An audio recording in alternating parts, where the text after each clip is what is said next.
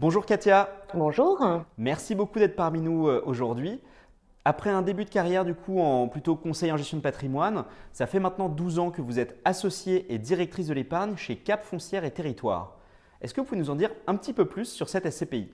Alors Cap Foncière et Territoire est une SCPI de rendement diversifiée, c'est-à-dire qu'elle investit en immobilier d'entreprise, bureaux, commerces, locaux d'activité, quelques typologies d'actifs aussi un petit peu différents comme des centres de formation. On a développé cette SCPI autour du concept collecter, investir et gérer au cœur des territoires, dans le sens où notre SCPI, une SCPI 100% régionale, Comme le nom l'indique d'ailleurs. comme le nom l'indique, donc elle est investie 100% en région, donc sur les grandes métropoles françaises, hors Paris-Île-de-France et hors Union européenne. On se concentre vraiment sur les territoires sur lesquels on est implanté et sur lesquels on croit. Excellent. Du coup, on regardait un petit peu les chiffres 2022, extrêmement positifs. Vous finissez, je crois, à 5,92% de taux de distribution. Vous atteignez les 65 millions d'euros de capitalisation. Vous avez fait une revalorisation d'un peu plus de 1% en fin d'année dernière. Est-ce que vous pouvez revenir un peu sur cette année 2022 pour vous? Alors effectivement, on est plutôt fiers de notre année 2022, de belles performances comme vous l'avez dit. Alors une collecte aussi qui s'est accrue, 22 millions sur 2022, ça représente quand même 57% de plus par rapport à 2021. Donc on est plutôt content, on gagne en visibilité et c'est surtout grâce à nos rendements constants. Parlant de rendement, effectivement, un taux de distribution aussi sympathique, 5,92. Alors ce que je préciserai, c'est que c'est un taux de distribution qui est sans artifice, D'accord. que c'est vraiment uniquement du loyer, pas de plus-value, on n'a pas puisé dans des réserves. On n'a pas un endettement important puisque notre SCPI est endetté à hauteur de 3%, donc c'est plutôt faible. Oui, Et en très plus, faible même. ces 3%, c'est des prêts long terme amortissables sur 15 ans et à taux fixe, mais souscrits il y a quand même 4-5 ans, donc pas sur des taux tels que ceux qu'on connaît aujourd'hui. Et en maintenant également un report à nouveau qui équivaut à 1 mois et demi de dividende. Donc on a toujours notre matelas. Compte tenu des belles expertises et des beaux actifs que l'on a achetés, on a également revalorisé le prix de souscription sur 2022. On est passé de 255 à 258 euros. Alors, quelle est la recette de ces belles performances? La première que je mettrai en avant, c'est surtout un équilibre entre la collecte et l'investissement, parce que c'est la clé du succès, c'est ça. Alors effectivement, on a même eu à un moment donné des investissements qui étaient en avance sur la collecte, ce qui nous permet aussi de maintenir notre délai de jouissance à un délai relativement court, puisqu'on est entre 2 et 3 mois de délai de jouissance. La deuxième clé du succès, c'est de belles acquisitions sur 2022.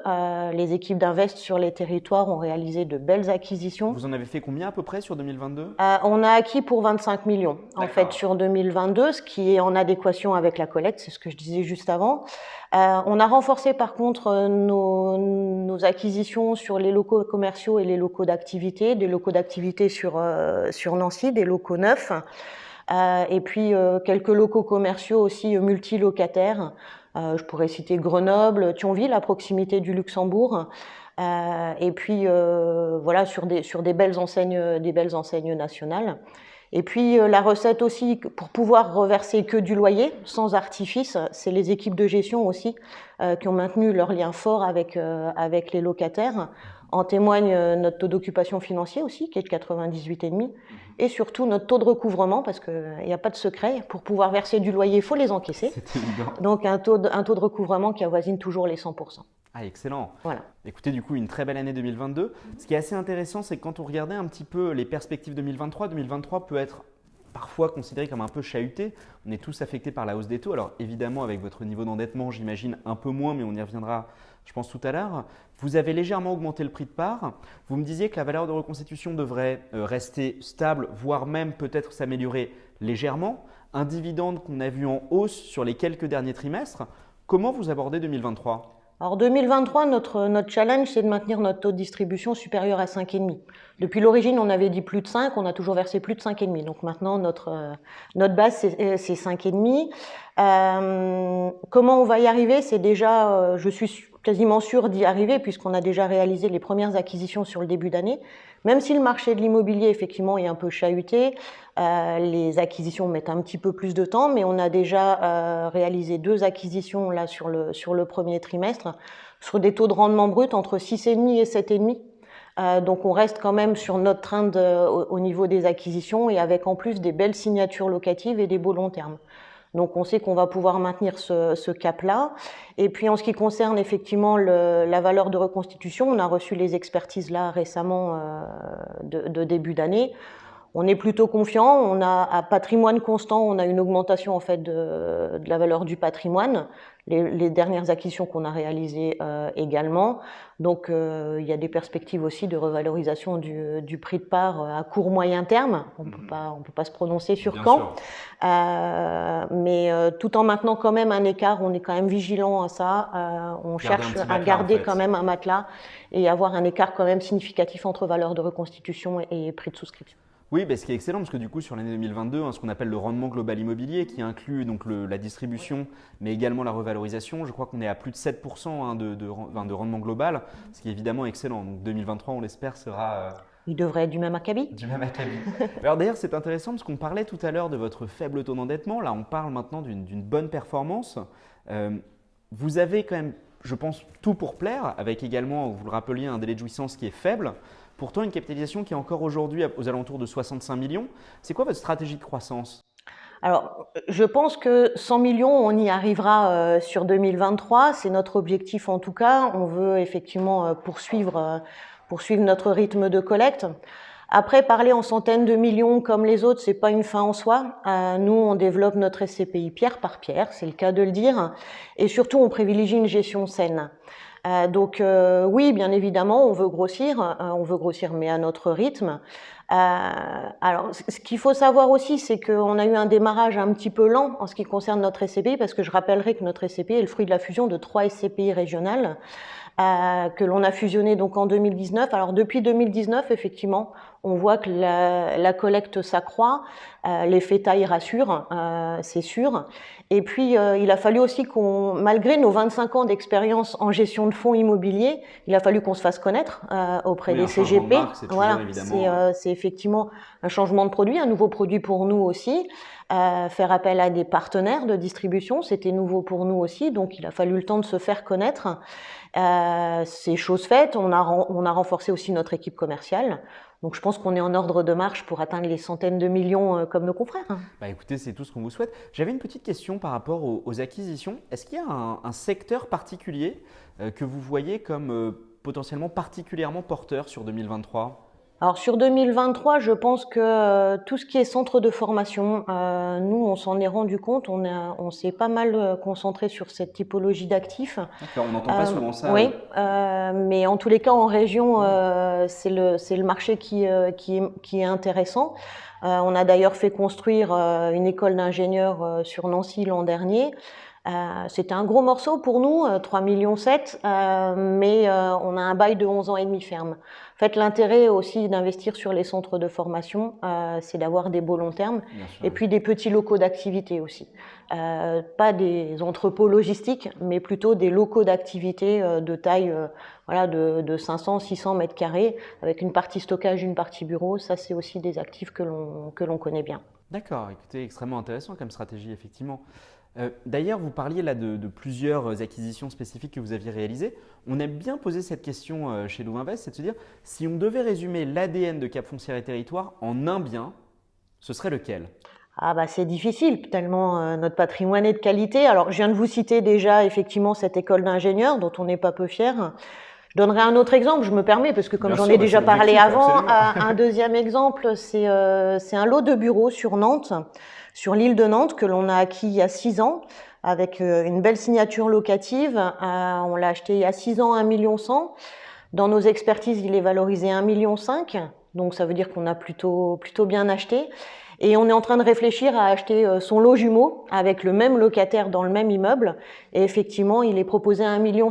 Donc c'est la vraie valeur de notre actif. Donc on a très bien acheté et on va continuer en fait nos investissements par grappe en fait. On aime bien fonctionner par grappe sur certains.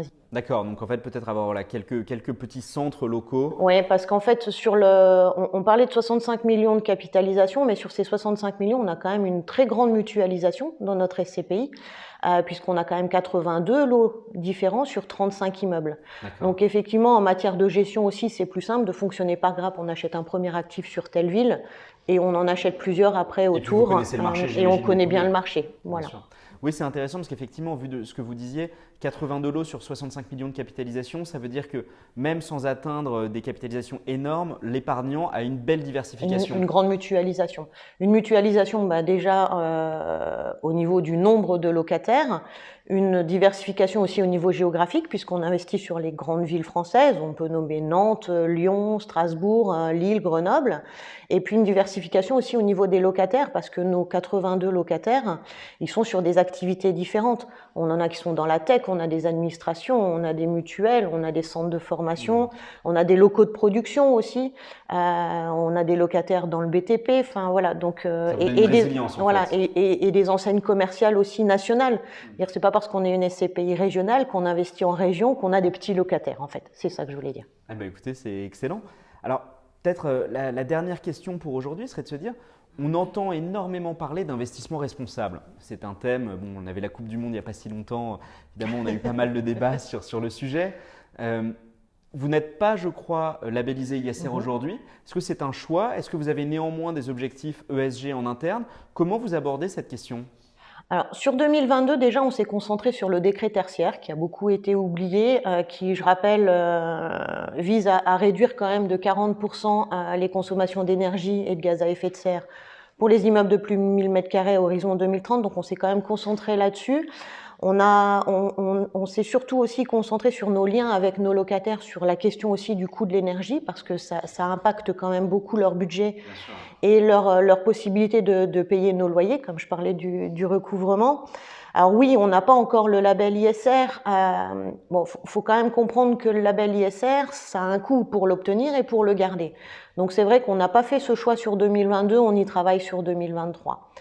Après, en ce qui concerne les critères ESG, bien sûr, ça fait partie intégrante de nos décisions d'investissement, de gestion, même au quotidien pour Foncière et Territoires, pas que pour la SCPI.